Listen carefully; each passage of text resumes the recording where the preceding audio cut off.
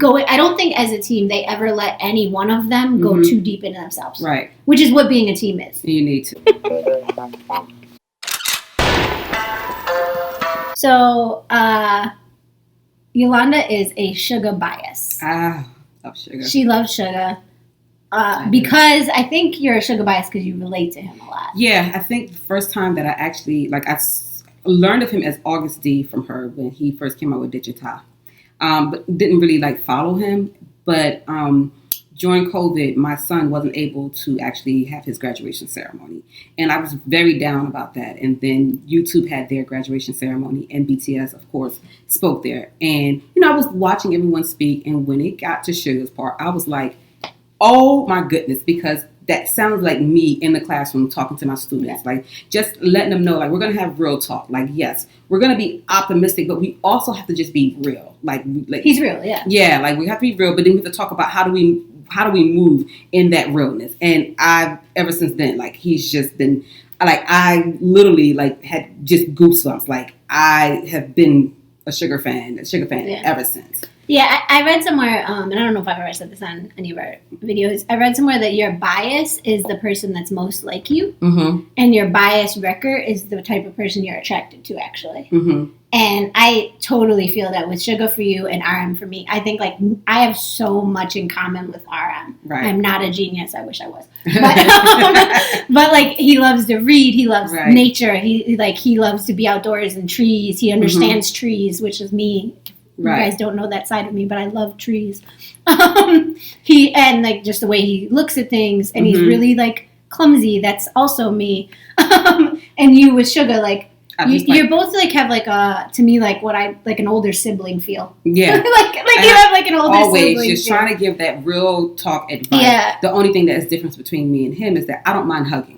I am a hugger. Yeah. So I don't have a problem with that. But when I listen to him, but he doesn't anymore. I feel like he's getting better. So much more approachable, and he is. But you do mind if people you don't know get too close to you. I mean, you don't you don't mind hugging people who you consider family and friends. You don't want you have a bit of a guard up with people you don't know. More so with people who I feel as though are just doing it just to and that's what I feel he's I'm good. That's what I feel but I do appreciate with him is that he's just very honest about things. He to me grounds them when they're okay, we're here. And then he's humble.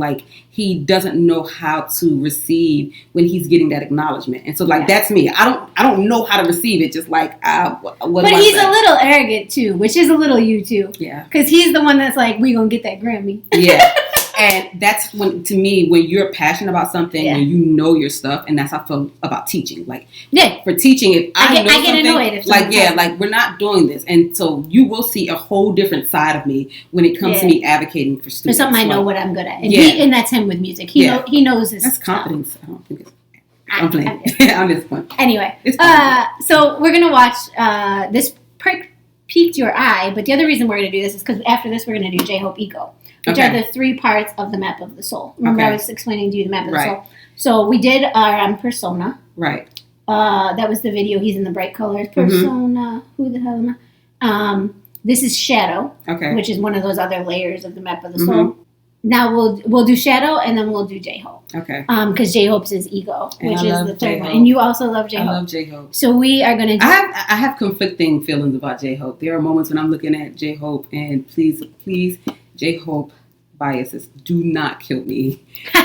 There are moments when I feel as though he gives me Ajuma feels. I'm what is going on? And then there are moments when I'm looking at him and I'm oh my gosh, look at J-Hope right here. So I go back and I do the duality of J-Hope is severe. Oh, but all of the BTS members have duality. The duality of J-Hope is his real. Personality to me is infectious. He's the one that I can see I can just go ahead and just be around him all day long. He's Hope. And the other BTS members say that about him too. So we'll do shadow and then we'll do ego. Okay. Which makes sense because then we'll round out these 3 parts of the map of the soul. All right, so this is Suga. Shadow. Yes. Min Yoongi.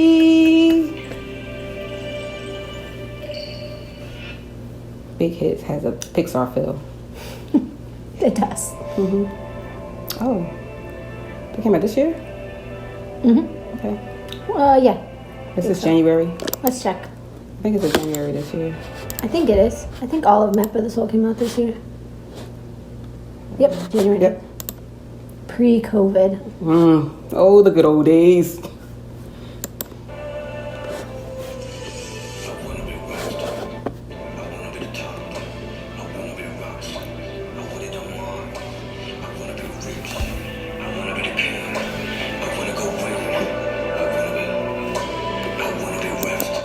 Is somebody voicing over for him, or is this him? No, that's his voice.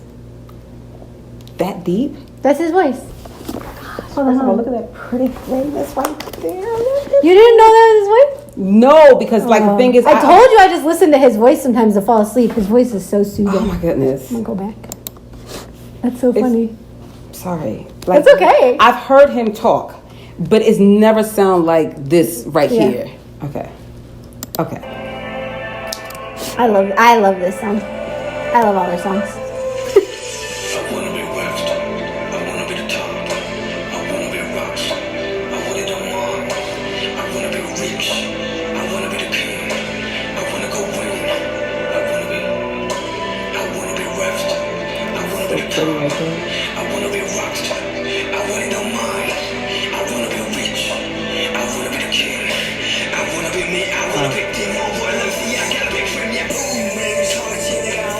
First of all, that intro. Yeah, it's sick. Everything about that intro speaks to me as like a fan who has studied their earlier stuff, because you can feel the hunger. Right. Even though they are so big, you can feel his hunger still. And that's the part about Suga.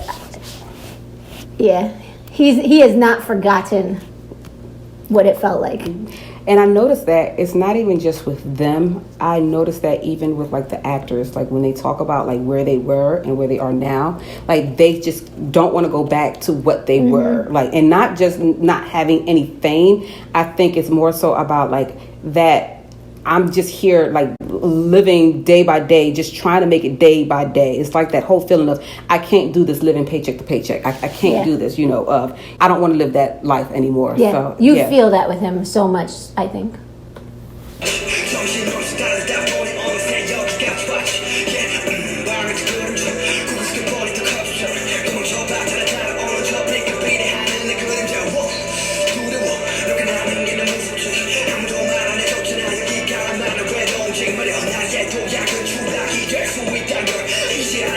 I love seeing him in his element.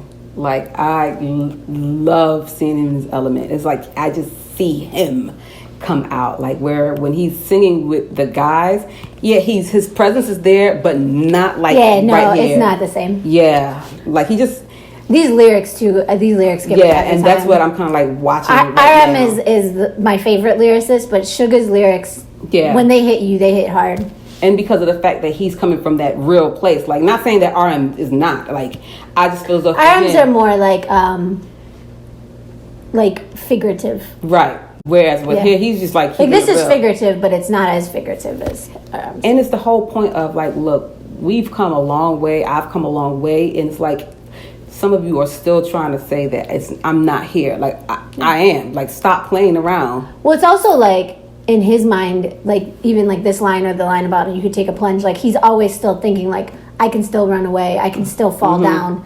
Like it's the shadow. This is what the shadow is. The shadow is all that stuff behind the success, right?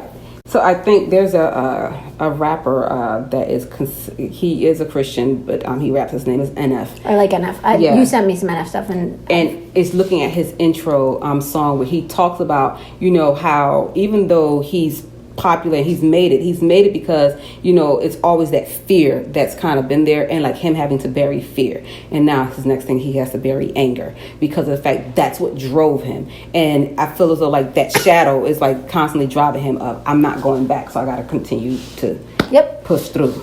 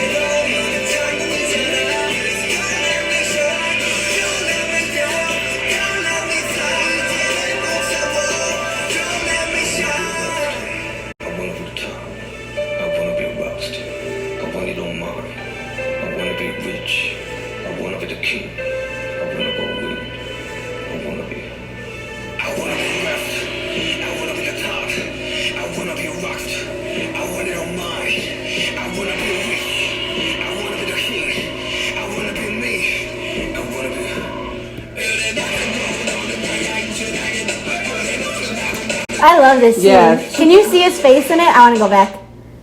Because his face expressions change. He's like lit stage Suga.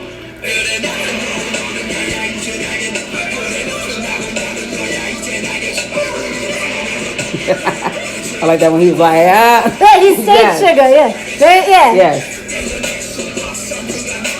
Yes.